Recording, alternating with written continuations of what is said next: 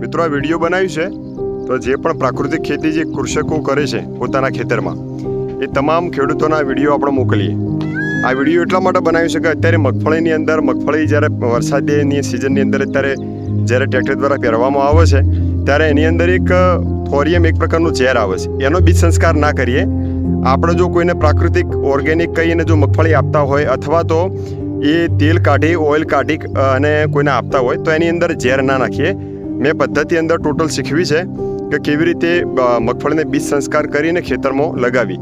આ બીજ સંસ્કારથી પ્રાકૃતિક એને ખાદ મળશે, માટીને પણ ફાયદો થશે, અંદર જે બીજ માટે જે કામ કરનારા બેક્ટેરિયા જે છે, માઇક્રોબ્સ છે, એને પણ ફાયદો થશે અને ખાતર ખેતરમાં થશે તો એનો બેનિફિટ મળશે આપણને.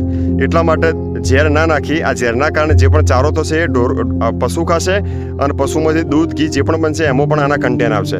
એટલે મહેરબાની કરીને જે પ્રાકૃતિક ખેતી ખેડૂતો કરે છે અથવા જે નથી પણ કરતા, એ આ વખતે પોતાના પરિવાર માટે ઝેર વગરનું ઓઇલ કાઢવા માટે આ બીજ સંસ્કાર પદ્ધતિ આપણે અજમાઈએ અને એનો પ્રક્રિયા કરી અને એ બીજ સંસ્કાર કરીને પોતાના ઘર માટે ઝેર વગરનું તેલ ખાઈએ. કારણ કે જે થોરિયમનું જે ઝેર આવે છે એ મગફળી પર કોટિંગ થાય છે, એટલે આખો દાણો, એક દાણામાંથી ધારો કે 100 દાણા થતા હોય છે ને કે 200-300 દાણા થતા હોય, એ ટોટલી ઝેરવાળા હોય છે.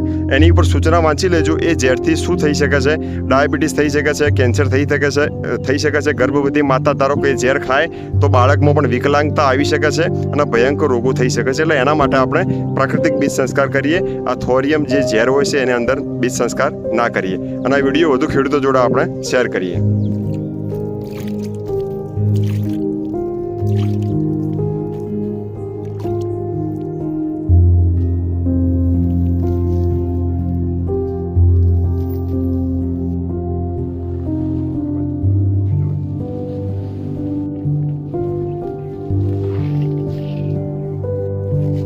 જો ખેડૂત મિત્રો, આપણે જે અત્યારે મગફળી વાવી રહ્યા છીએ, મગફળીના કાંટાની અંદર આપણે મગફળી બરાબર બહારથી લાવીએ છીએ અને એ રીતે માર્કેટમાંથી મળીને લાવીએ છીએ.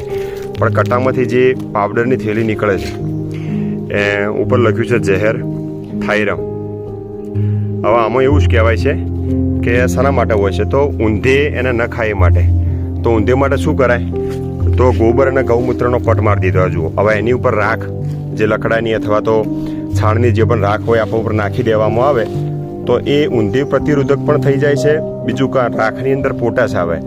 ગૌમૂત્ર, છાણ, એના 18 પ્રકારના પોષક તત્વો જ્યારે આની ઉપર સ્પર્શ થાય છે, બરાબર, એટલે આ દાણો ટોટલી ફર્ટિલાઇઝરવાળો થઈ જાય, માટી સાથે જાય એટલે જર્મિનેશન પણ ખૂબ જલ્દી થાય છે અને અંદર માટીના કારણે કોઈ ડિસીઝ અંદર દાણામાં ના આવે એ માટે પણ આ બીજ સંસ્કાર પ્રક્રિયા આપણે કરવી જોઈએ. બીજું એક, આ ઝેરનો જ્યારે પટ મારીએ છીએ તો આ ઝેર નાખ્યા પછી દાણા ઉપર જે કોટિંગ થાય છે એ દાણો પણ અંદર એક પ્રકારનો ઝેરીલો જ થાય છે. આનું આપણે તેલ ખાઈએ તો પણ ઝેર આવે છે અને આના દાણો જે પણ વનસ્પતિ ગાયો માટે, પશુઓ માટે જે ચારો તૈયાર થાય છે એ પણ ઝેરીલો આવે છે. એટલે ખેડૂતોને સમજી જવું જોઈએ કે આ ઝેર છે, ખાતર નથી.